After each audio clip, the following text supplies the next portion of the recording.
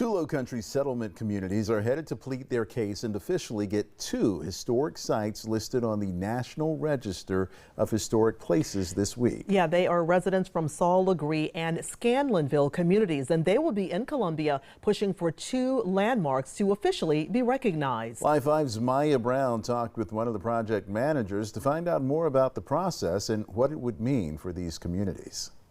After years of research and grassroots advocacy, two pieces of Lowcountry history could soon get national recognition. This week, the South Carolina State Board of Review will consider nominations of the Legare Community Center right here in Scanlonville Cemetery. These are both places residents say are a lifeline to their tight-knit communities and proof that their story deserves to go on the record.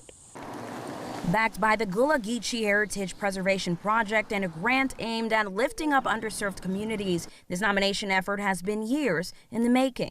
In Legare, neighbors are putting forward their nearly 80-year-old community center, a building that's worn a lot of hats. Elementary school, vocational school, daycare, and today still serves as the heartbeat of the community. Residents say an official historic marker would be the final piece that makes its legacy feel complete. And in Scanlonville, the push is for a sacred place, the historic cemetery also known as Remley's Point. First established in 1868, families here have fought for decades to preserve it and protect it. It was nominated back in 2002, but never crossed the finish line. Yet the community never stopped running the race.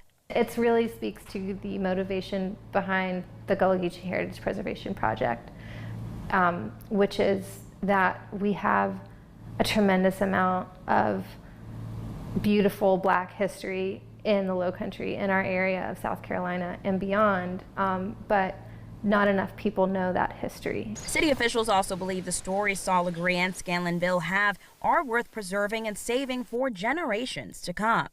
And it's also a step getting these settlement communities closer to creating a historic district where they can pass down their legacy and heritage. The more information that we have as a community, as city planners have, the more knowledge that we can all share of this rich history and the communities that are protecting and elevating that history, the better we are as a community. Project leaders say if the state signs off nominations, then head to the National Park Service where the clock starts ticking. 45 days to decide if these sites earn a place on the National Register.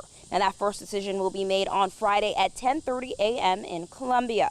Reporting on James Island, I'm Maya Brown, Live 5 News.